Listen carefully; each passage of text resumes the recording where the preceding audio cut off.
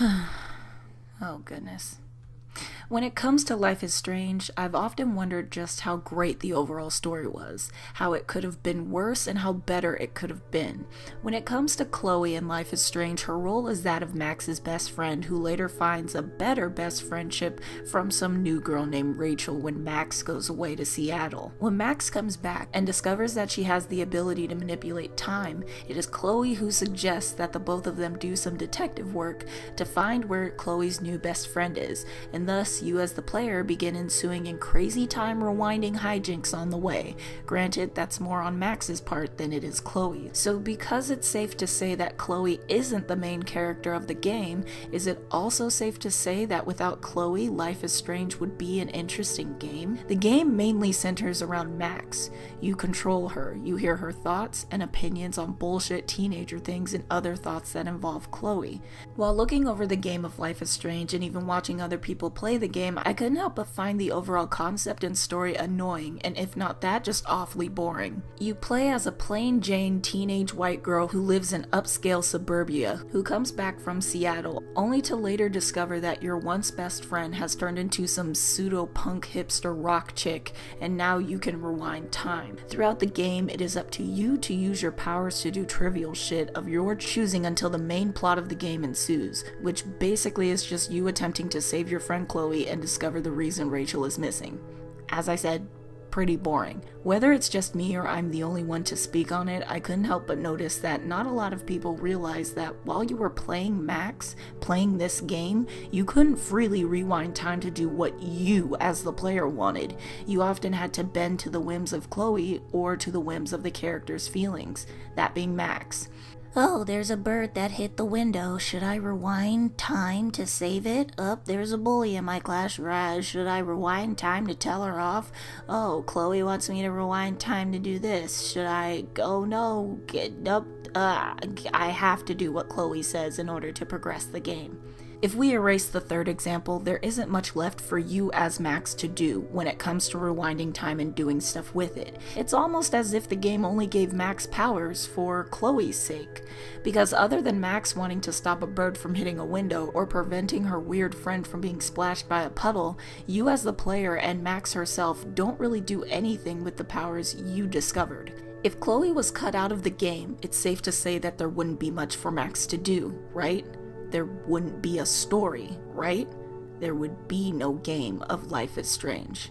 I don't necessarily think so. If the writing staff for the game hadn't presented its bullshit that Life is Strange is now, and actually put more thought into the game without feeling the need to push a lesbian relationship and use that as a selling point to make the game stand out and be so different, I think a good game could have actually been made, and a huge story would have been made with it. Especially with a plain Jane character like Max being at the forefront, pushing the brand name and title of Life is Strange. I understood that some people would be like, oh no, don't you understand that if Max didn't watch Chloe die in the first place, she would have gotten her powers, then there would be no game. Yeah, I hear that, but I don't necessarily think that had to be the case. I always thought that it was the symbolic butterfly that kind of sparked the reason why Max got her powers.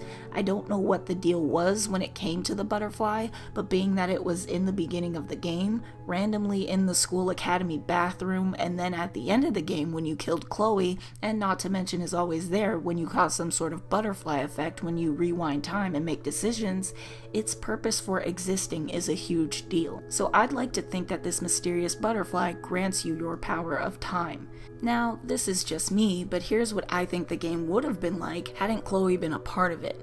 So the beginning will play out as usual, I guess.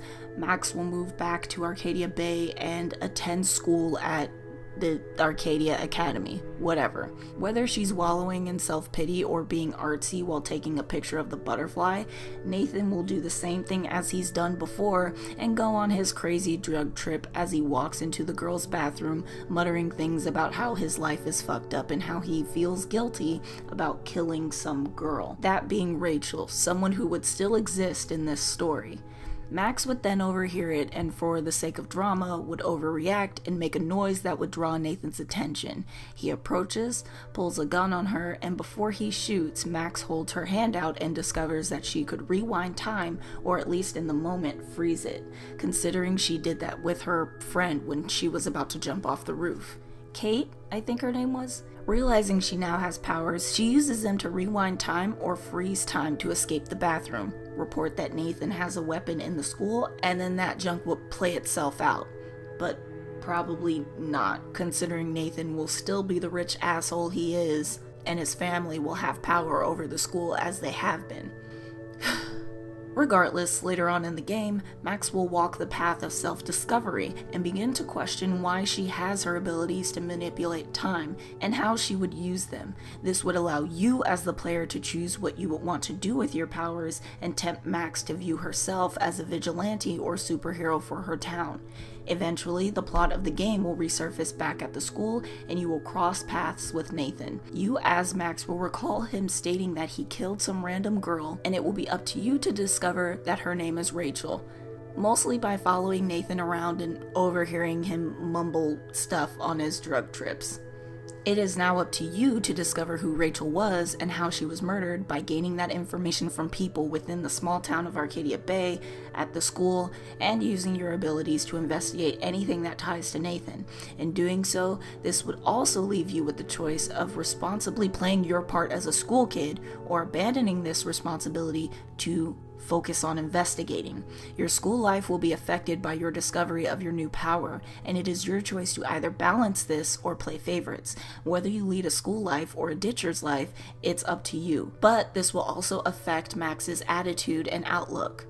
It is up to you to also create the bonds with certain characters in Arcadia Bay, as information they hold could perhaps be important and linked to Rachel's death, or more information about Nathan and or the Prescotts. Your investigative route would then lead you to connect with David Madsen at this time, and being that he doesn't have a bratty daughter-in-law to worry about, his attitude would be more chill. And he would be another crucial character in which would be interested in helping your investigation, as he also finds Nathan and the Prescotts to be suspicious. This would also be convenient in moving the plot along faster and not dragging it out to where the player is bored to tears. Either way, this would be the point and premise of the game, and it will be up to you on how you go about discovering who Rachel is and her connection to Nathan. Your friendship with Warren would play out as him being your sidekick and gaining information for you while you're still out playing with the flow of time. Being that you'd have more practice with it, you'd be able to do more with your abilities, which would tempt you as the player to delve into the darker side of what would be viewed as a positive power, that being your controlling of time. You as the player will now witness scenes or subtly pick up on news from within the town that will provide you information on small instances that you can involve yourself in by messing with time, and it would be up to you as the player to time travel and stop them, or continue with your quest in discovering what happened to Rachel and how Nathan got away with killing her. They would basically play out as side quests, which, depending on if you participated in them or not, would strengthen your control and or grasp of time.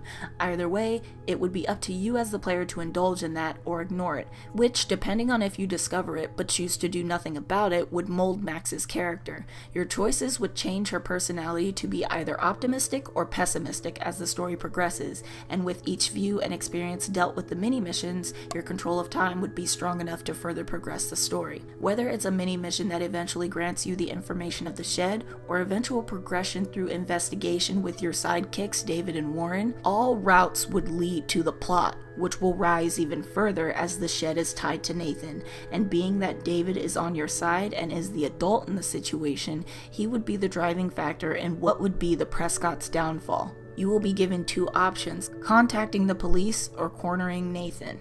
Contacting the police through David would result in an alternate ending, where Nathan is put away in jail and the game presumably ends well, until Kate Marsh is kidnapped and murdered, entailing that you've caught the wrong guy or that your investigation isn't over, and it took the death of a friend for you to realize that. This ending would probably expose a lot of players who aren't invested into the story or weren't thorough when it came to investigating. Basically, if people were playing this on Twitch for the sake of getting views, this would most likely be their ending.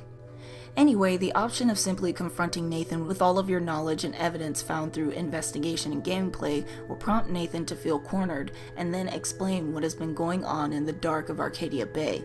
It would then be revealed that Mark Jefferson has been behind several kidnappings of teenage girls within Arcadia Bay over the years. While Nathan fills you and your team in on all that he knows, it's up to you on whether or not you turn him into the police. Whichever you choose will later result in you, Nathan, Warren, David, and the police to reveal where Rachel's body is buried. This will prompt feelings of optimism or pessimism concerning Max's powers depending on your past choices. Depending on how well you did, the story would highlight later that Mark Jefferson is on the run or that he has been jailed. If on the run, you have the option to travel time and confront him, and a stereotypical bout of wanting to know why will ensue. Mark will tell you his sick and twisted views of capturing art, and at the very end of his monologue, he pulls out a gun. You will be given your final choices to either freeze time and escape, or let time play out. And depending on how well you did in your game and how invested you were, how well your choices have impacted the people, and even how well you've done in this Dick's class if you participated in the school life, will impact whether or not he decides to shoot you or shoot himself.